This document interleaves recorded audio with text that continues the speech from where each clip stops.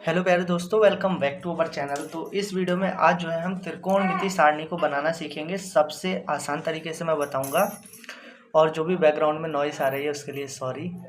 तो देखो मेरे भाई, कैसे करके हमको जो है ये सारणी बनानी है बहुत आसान तरीके से। ठीक है, जल्दी जल्दी बताऊंगा। ठीक है, टाइम भी वेस्ट नहीं करेंगे। तो देखिए, सबसे पहले आपको क्या करना है, यहाँ पे लिख लेना है। जैसे ये 0 है तो 0/4। इसके बाद में आपको लिखना है 1/4, फिर लिखना है 2/4। ठीक है, फिर लिखना है 3/4, फिर लिखना है आपको 4/4। ठीक है, इस सब के ऊपर अंडर रूट चढ़ा देना है। ठीक है, सबके ऊपर अंडर रूट चढ़ा देना है। ठीक है, ये बता रहा हूँ, ये क्यों मैं कर रहा हूँ, ये आपको जो है एक तरीके से याद रहेगा। ठीक है ना, 0/4, 1/4, 2/4, 3/4, 4/4। ठीक है, देखिए कभी भी किसी भी संख्या, जैसे बटे में कोई संख्या है p/q के रूप में, तो अगर ऊपर 0 है तो वो संख्या 0 ही होती है। ठीक है, और 0 का अंडर रूट खोलेंगे तो 0, ये जो वैल्यू होगी साइन 0 की होगी। ठीक है, देखिए 1 का अगर अंडर रूट खोलते हैं तो 1 आता है। ये सारी वैल्यू जो है, ये सारी वैल्यू साइन की है, और साइन की वैल्यू अगर हमको पता है तो हम किसी भी वैल्यू को पता लगा सकते हैं, है ना। तो देखिए क्या होता है, ये 1 का अंडर रूट 1 होता है, और 4 का अंडर रूट कितना होता है मेरे भाई, 4 का अंडर रूट होता है 2।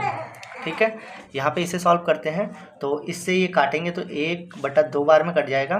ठीक है, अब 1 का अंडर रूट तो 1 ही होता है, और बटे में 2 का अंडर रूट खुलेगा नहीं, तो इसको अंडर रूट में ही रखते हैं। यहाँ पे क्या होगा, 3 का अंडर रूट नहीं खुलता तो 3 को अंडर रूट में रखते हैं, और 4 का अंडर रूट खुल के कितना बनता है, तो 2 बनता है। ठीक है, इससे इसको काटेंगे 1 बार में, और 1 का अंडर रूट क्या होता है, 1 ही होता है ना। तो ये जो हमको साइन की वैल्यू मिल गई। अब हम किसी भी वैल्यू को पता लगा सकते हैं। ठीक है, कोण ये हमको दे रखे हैं, देखिए साइन की वैल्यू अगर हमको पता चल गई तो ठीक इसको पलट के लिख देना है। मतलब 1 लास्ट में तो पहले लिख दो, फिर इसको लिख दो,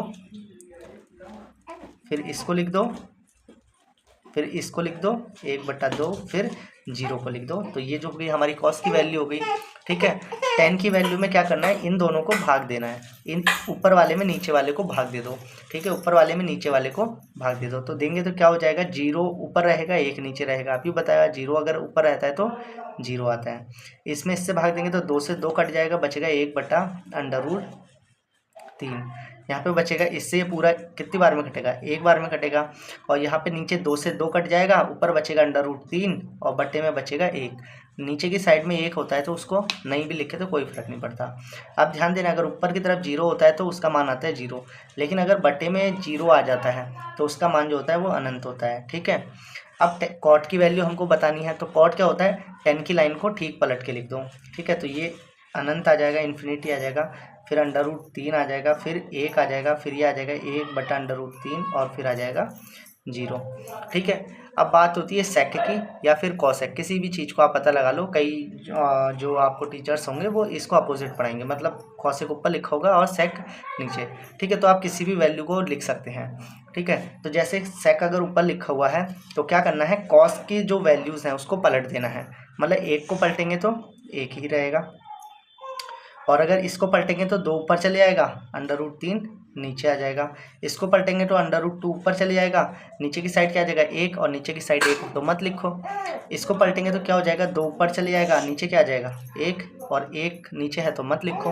अब ध्यान देना है, अगर हम 0 को पलटते हैं ना तो वो इन्फिनिटी बन जाता है। क्या बन जाता है, इन्फिनिटी, यानी कि अनंत बन जाता है।